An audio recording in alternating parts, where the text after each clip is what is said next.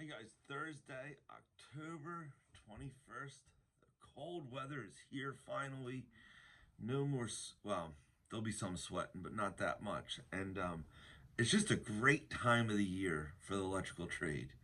The attics are easier to work in. The mornings are nicer. The heat's not going to get you. It's just, this is some awesome times, okay, to be working in this trade. So just enjoy the fall until the cold weather comes out and we have to get our insulated pants out. Which again, if you're in the Pennsylvania area, be noticeable to the weather changes and dress accordingly. Okay. The one thing I try to stress to apprentices is, dress like you honor this trade. If you view this trade as a job, that sucks. Like, I feel like I pity you in a way, because you're looking at it all wrong. This trade is awesome, and you should be honored to be in this trade. Okay, you're working on something that is invisible, that other people are afraid of it. Okay, and you're being taught on how to touch it, sometimes live. Okay, the old school practices that are no longer in play. We used to barehand things. Okay, we used to barehand live conductors. Okay, where we didn't. There's no power. You're not turning it off. The old timers, some of the real master old timers, used to teach us how to barehand live electricity. And I'm talking about like the power lines. Okay. I'm not, it's, we're in a trade where what we work with is invisible, and you have to respect it. And all of our installation practices are to respect electricity. And 9 times out of 10, when you see these guys doing shortcuts and hacking up electric, they don't understand the dangers they're putting the homeowner, the client, or whatever they're servicing at risk. Because most hacks are undereducated, and they're taking shortcuts because they don't know any better. All right. It's it's crazy, some of the stuff that's out there. And the reason why I want to talk about, honoring this trade is, guys aren't honoring the trade because they're not being compensated in this trade. All right. If I was raised in this trade, is if you respect the trade will respect you. And if you do your job correctly, your job will reward you with correct compensation. And I was taught that very, very early from a very good master electrician. And it has come true. There's a lot of faith in that, though, because I had to remain honorable when my boss wasn't. When I had bosses that were telling me to rip the homeowner off, I had bosses telling me to take shortcuts, and I refused to do so. I waited for him to leave the job site, because bosses that want you to rip the homeowner off usually stop at the job and then run away. And then you're dealing with the homeowner right in front of you. So the moment my boss would leave, I would immediately become honest with the homeowner and say, listen, I'm instructed to do this. I don't feel it is safe. I think we should go this route. And I'm going to install this how I feel is safe for you. Are you okay with that? And some homeowners are like, are you going to try to charge me twice? No, I just want to do my job correctly. And the homeowner realized I really did mean it. I instantly became friends with these homeowners, okay? And when I finally was mentored by a good electrician, okay, he just furthered that, okay? So if you're respected by your mentor, if your mentor respects this trade, you're going to be taught how to respect this trade, all right? And one thing is, like, be like, every morning I wake up and I put my work boots on. I it I'm blessed to be putting work boots on. Seriously, I am blessed. I don't care if some wealthy person looks at me like I'm a laborer. That's not, they don't understand. They don't understand the honor in this trade that we can make something from nothing, okay? And being able to work in an older home and not damage the house, being able to troubleshoot problems in the electrical trade, but more along the lines, and maybe this is just because I grew up in the 80s watching the original This Old House with Bob Vila. I mean, I love that show on the weekends. Like, they're on YouTube now. You can go back and you can watch some of these old videos about just the level of self-respect and the level of honor in these guys that are able to work on these older homes. It truly is amazing to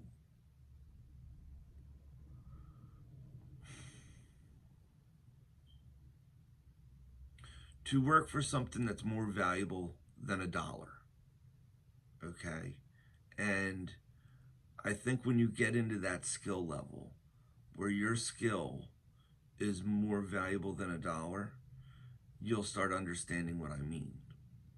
And the compensation, if you feel that way and you work that way, regardless of how much you get paid, the money will find you.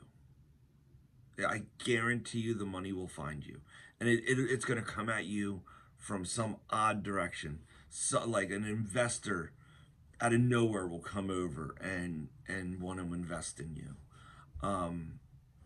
It has been such an amazing ride in this trade for the last 20 years. And I've always been fairly compensated for my dedication. So if you have the ability to wake up in the morning and put boots on, take honor in that, tuck your shirt in, okay? Start looking like a professional tradesman. And if you need to know what a professional tradesman looks like, okay, go look up This Old House and look at guys that are true tradesmen. Bob Vila was a tradesman, okay? Some of these guys on TV today, that's not how tradesmen conduct themselves. So if you are looking to be a professional tradesman, you have to emulate a professional tradesman. So pay attention to how professional tradesmen conduct themselves. Pay attention to how they approach problems. And I don't mean guys that are in this for the money. Okay, money can, like, it. There's a group of contractors out there that have this ego to them where their heads are all big, all because they brag about how much money they make. Okay, there are far more important things than money. Okay, and if you realize that, and you realize how important it is to do and act correctly, the money's gonna fall on you. Okay, it's gonna be raining down money on you. All right, and that's, like, I no one gave me anything in this trade. Okay, no one.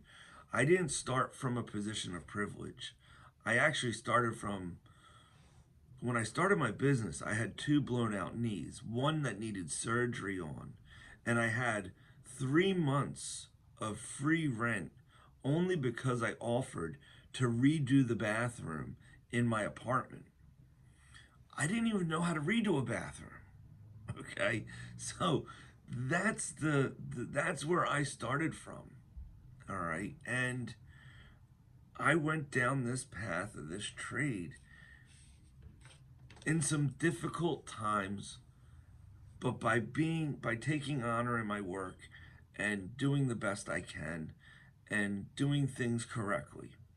And what I mean by doing things correctly is, I mean, if you're cutting in a switch, cut it in how it's supposed to be cut in.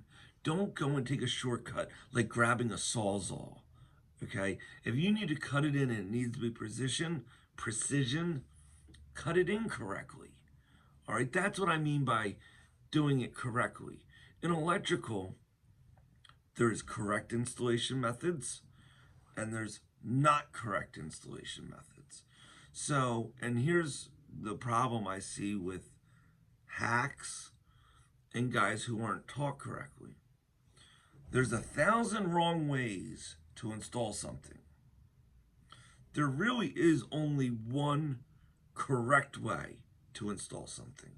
And what I mean by one correct way is the way that causes the least amount of damage, the least amount of time, in the best quality fashion. That's the true correct way to do something. Every other way is technically wrong. It doesn't mean if it's acceptable or not acceptable, it's still wrong.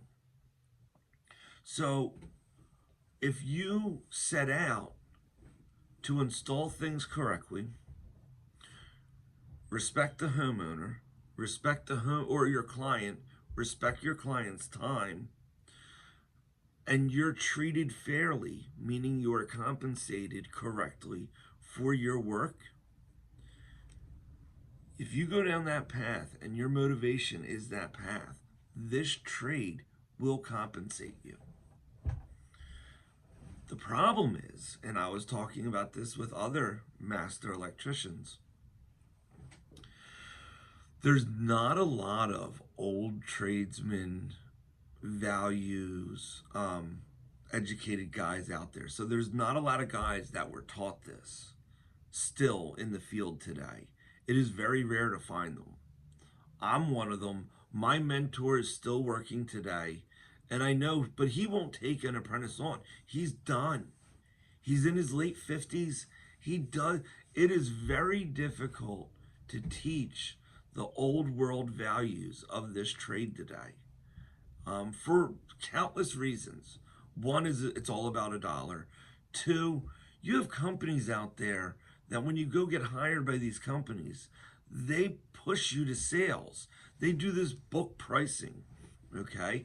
And book pricing is one of the worst pricings. It's one of the worst tactics if you're looking at it from a homeowner's point of view, okay? When you get into the amount of income a van can produce, and then you go to a book and the book teaches you how to talk to the homeowner, you're being persuaded to talk to the homeowner a certain way for the profit of the company. What honor in your abilities of a tradesman or a craftsman is in that, in factored into that? None. And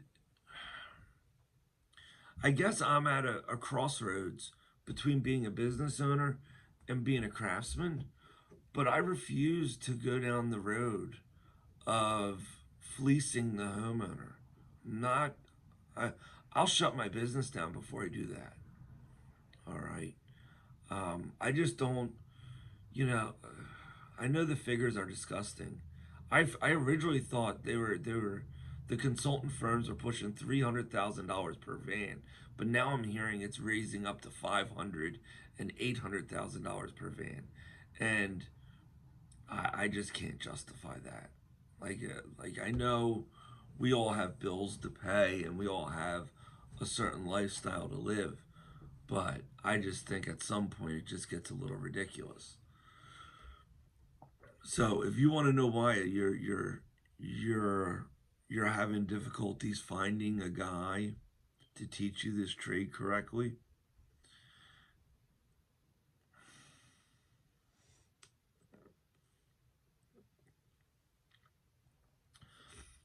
it's because there's not a lot of guys out there still that can teach this trade correctly. This trade was taught to me by, this is how it was said to me. I can take these two hands anywhere in this country and produce a level of income where my wife will not have to work, and my children can be raised with their mother at home, and my children can be educated correctly. That's how this trade was brought to me. All right. And I don't see that anymore. At least I don't see that being promoted. And I think a lot of this has to do with companies. Companies aren't treating their mechanics correctly. And it's up to the mechanic to be taught correctly in order to demand that respect level. Okay, and that's where I demanded to be taught correctly, and because of that, I never was underneath the boot of a company being forced to do that kind of stuff. And now that I'm a company owner, I want tradesmen underneath of me. I want tradesmen working for me, and I want to pay them fairly. These companies are training guys the wrong way. That's my opinion, and I love this trade, and I'm training guys to be how I was taught, so they can be treated fairly as well. It's the only way I can go against this tide, because this tide is not good for the craftsman in us. It might be good for the pockets of the business owner, but is not good for the craftsman. All right, and I'm a craftsman before anything else. So God bless out there.